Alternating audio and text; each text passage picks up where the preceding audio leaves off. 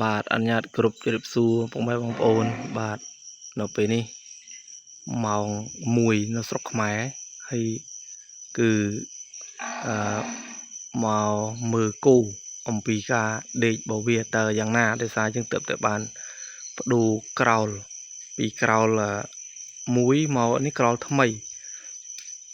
គូទើបតែនៅក្រោលថ្មីយើងមកមើលសុកទុកបវាតើវាទៅជាយ៉ាងណាវាដេកដែរឬទេតើវាយ៉ាងម៉េចចឹងនេះមកដល់ក្រោលថ្មីមើលបាទហ្នឹងហើយបងប្អូនហើយខ្ញុំដើរថ្នមដើម្បីកុំឲ្យរំខានដល់គូឃើញមានគូមួយគឺឈ្មោះគេខ្ញុំហៅថាថ្នត់ភ្នំគឺអត់ទាន់ដេកទេឈោទំពីអៀង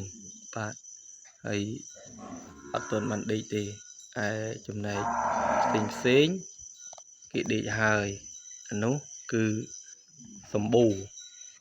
សម្បត្តិនេះសម្បត្តិហើយនៅប៉ែកខាងនោះមួយទៀតនោះសម្បូរបាទហ្នឹងគេបានដេកហើយជាងនៅតែមួយនឹងទេមកជាងខាងនេះបាទហ្នឹងហើយបងប្អូនហើយនេះធ្នូជ័យនេះគេបានដេកហើយធ្នូជ័យបាទហើយនោះខាងនោះគឺលំពេងជ័យហ្នឹងគឺបាននេះហើយគឺបានដេកហើយអានេះធ្នូជ័យខាងនោះលំពេងជ័យហើយបងប្អូនបាទហ្នឹងហើយយើងដាក់ឈ្មោះគោដោយសារការដែលស្រឡាញ់ដាក់ឈ្មោះទៅហើយខាងនោះឈ្មោះគេមេឃាគេដេកដែរឡើយអញ្ចឹងបានន័យថាក្នុងក្រលគោនេះ6ក្បាលនេះវាបានដេកអស់5ហើយនៅតែមួយទេអញ្ចឹងយ៉ាងណាមិញអាចនិយាយបានថាវាកន្លែងថ្មីរបស់យើងនេះក៏ធ្វើឲ្យគូយើងបានដេកលក់ស្រួលដែរហើយយើងមើលពិនិត្យមើលអត់មានមូសទេបងប្អូនហើយយើងដុតធូមូសបន្ថែមជំនួយខាងក្រៅហើយយើងមានភ្លើងអំពូលភ្លើងបងប្អូនហើយអំពូលភ្លើងនេះគឺដាក់6គ្រាប់ដែរហ្នឹងហើយបងប្អូនបាទហ្នឹងហើយបងប្អូនហើយយើងមានភាពកក់ក្ដៅហើយដោយសារ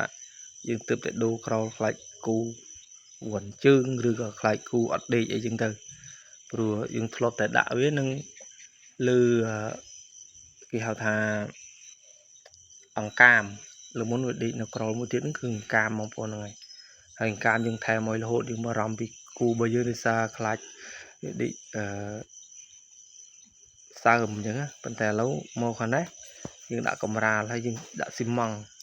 នេះយើងចាំបែបមកផ្នែកទៀតហ្នឹងហើយបងប្អូនហើយឃើញតែគូដេកលក់ស្រួលបាទហើយនេះ Lucky អត់ទាន់បានទៅដេកអីទេនេះ Lucky ទៅណានេះ Lucky គេនេះមកតាមដែរ Lucky ទៅដេកទៅអី Lucky ហ្នឹងហើយបងប្អូនមានអង្គរៈដើរតាមបាទហ្នឹងហើយបងប្អូនហើយរបៀបចិញ្ចឹមគូមានច្រើនរបៀបបងប្អូនហើយច្រើនរបៀបហើយដោយការស្រឡាញ់ដោយការពេលខ្លះគាត់ស្រឡាញ់របៀបចិញ្ចឹមបែបនេះអ្នកខ្លះចិញ្ចឹមបែបនោះតែគោលបំណងអ្នកចិញ្ចឹមទាំងអស់ដើម្បីរកភាពរីកចម្រើនសត្វមានការលូតលាស់បានល្អធំអីចឹងទៅងាយស្រួលហ្នឹងហើយបងប្អូននេះគឺរបៀបនេះគឺយើងចិញ្ចឹមបែបដាក់ចាក់ស៊ីម៉ង់ហើយយើងឲ្យដាក់លើកម្រាលបងប្អូនហ្នឹងហើយនេះយប់ម៉ោង1ហើយខ្ញុំមកមើលគីឡូវាអត់ដេកតែល្អដែរវាបានដេកគ្រប់គូទាំងអស់ហើយនៅតែមួយទេហ្នឹងហើយនោះខាងនោះក៏បានដេកអស់ហើយទាំងអស់ហើយហ្នឹងហើយបងប្អូនហើយនេះស្នូកស្មៅនេះគឺខាងនេះស្នូកស្មៅមកជាហៀងទៀតស្នូកទឹកបងប្អូនខ្ញុំនឹងថតពីលើឲ្យមើលបាទហើយបងប្អូននេះស្នូកស្មៅហើយខាងនោះស្នូកទឹកបាទស្នូកស្មៅនិងស្នូកទឹកដាក់ជាប់គ្នាបងប្អូនហ្នឹងហើយចឹងមិនថារបៀបចិញ្ចឹមមានផ្សេងពីគ្នាច្រើនរបៀបបងប្អូនហ្នឹងហើយមានដូចគ្នាមានស្នូកទឹកស្នូកស្មៅបាទហ្នឹងហើយ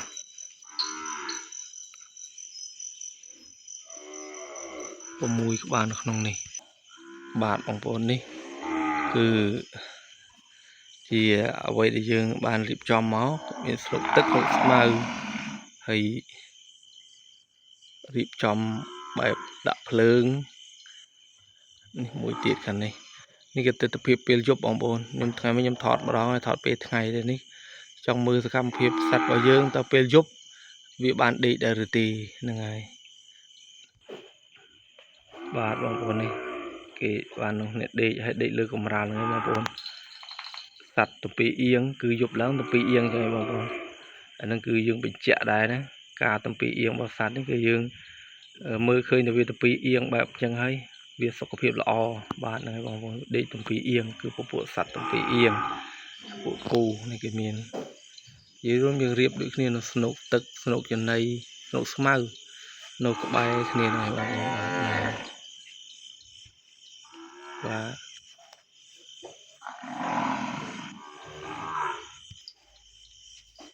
บาดนะครับบางคนคือ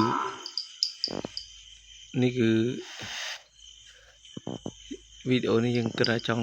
มืออมปีกูแต่ได้ยุบอย่างน่ะปล่อยแล้วมองมวยบางคนมองมวยยุบแบบดาเตรียได้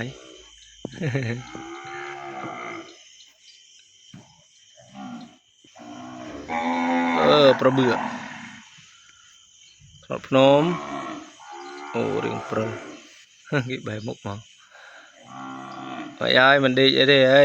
ไฟกระไรไงกี่ดีกรุบเนี่ยไอ้ดีจังทับดีกี่ตื้อบานเลยบางคนกับบารมยังมือถึงยุบไล่ยาดีมันท้าอดตะมุยที่บางคนมันแต่ไอ้ดิสุขภาพเวลาดิโชว์ตัวปีเอียงโชว์ตัวปีเอียงแบบนี้คืออัดปัญหาที่อันนี้ตะกูสุขภาพละบางคนนั่นไงไอ้โลกเนี่ยชื่อไอ้ยังเตยอัดดังคนใดยังมือขึ้นตัวปีเอียงแต่อัดดีจี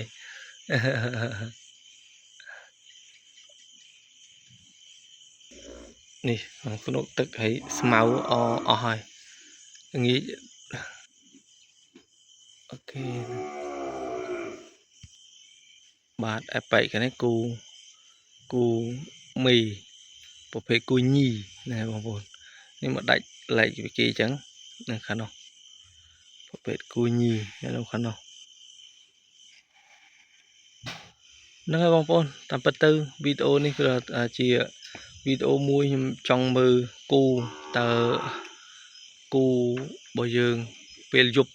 วิดีบันลุสรุดาริตีโปรไขในใครภาษาได้ให้ยังมือกูบามือไอ้บางมองมวยบางคนนี่แต่เพียบมองมวยยุบสกไม้บางคนนั่งไงให้ก็ได้trongมือกูตากูบ้านเด็กเดตีเมียนมุเดตีแต่ปีนี้คือกูบอยอดเมียนมุเตบางคนมูสงัดให้กูยังกับบ้านเด็กปีคลาเมียนกูโชว์คลาได้แต่ก็ได้จังนามิงยังเป็นนิดมือกูยังสุดแต่สุกเพียบล้อต่างอ๋อบาดวิดีโอนี้ก็ถอดตกมือบางคนแต่เพียบเป็นยุบบาขี่ดูกันไรเนี้ยแต่นี่คือขังยี่จังวิดีโอนี้มีแต่ปัจนังบาดญาติกรุบจิตเลียปุกแม่บองโอนบาดยังไงมีแต่ปัจนังตีถอดมือสักการมาเพียบเป็นยุบมองมวยบาดจิตเลียบาด